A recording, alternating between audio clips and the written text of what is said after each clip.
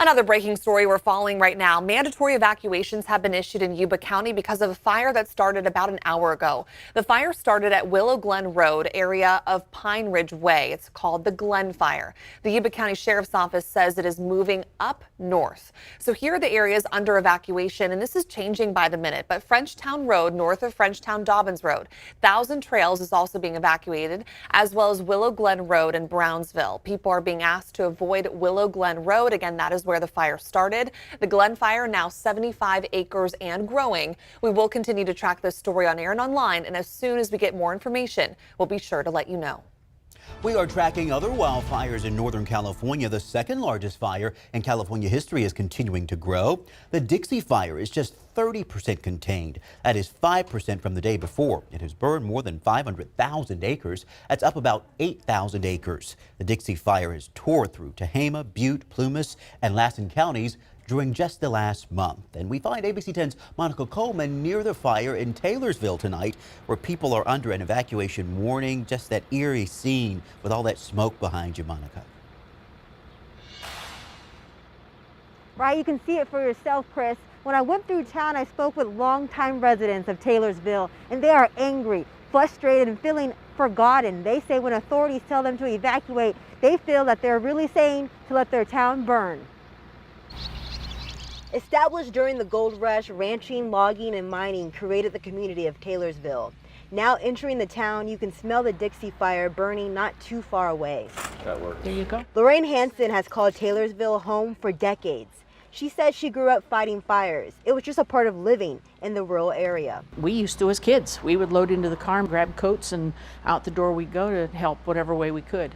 Hansen admits fires have changed since she was a kid. They are now unpredictable, bigger, and more devastating.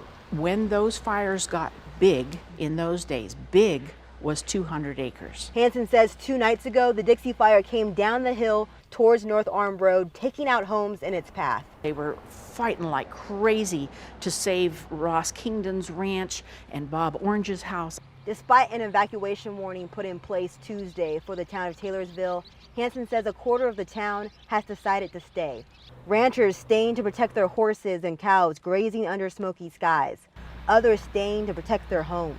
So we've got people running around watering their gardens and feeding their chickens and taking care of their cats inside, you know, and because that's what we do. You just help each other out. Hansen says many are worried afternoon winds will pick up and flames will rip through and cause devastation like it did 10 minutes away in Greenville. The fire has worked its way all the way around, and it's still got a little patch left that it hasn't gone all the way around. But there's the potential. Taylorsville residents are also worried about the economy of their small town. They say they get most of their business from visitors coming here to camp and to enjoy the rivers and the beauty of this area. But with the fire ripping through the forest, they say they're worried nobody will come back in the future. These are just heartbreaking developments. Our thoughts are certainly with everyone there in Taylorsville tonight. Our Monica Coleman reporting live for us tonight.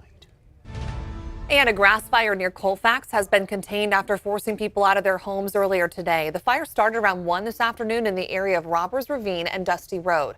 Now, firefighters are calling it the Cape Horn Fire. This is different from the river fire. Evacuations have been lifted on most streets, but some are still in effect right now.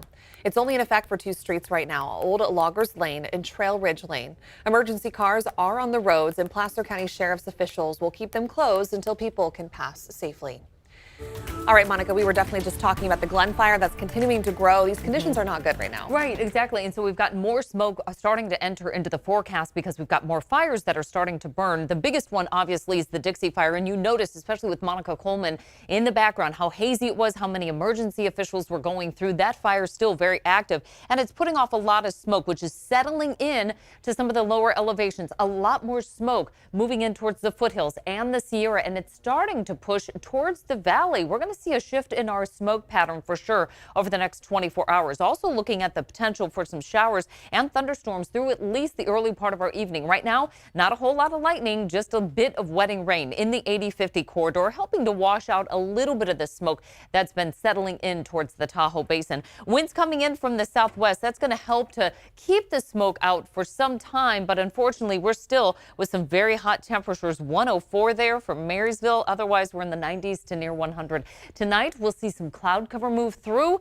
The chance of thunderstorms continues. I'll show where they're going to hit.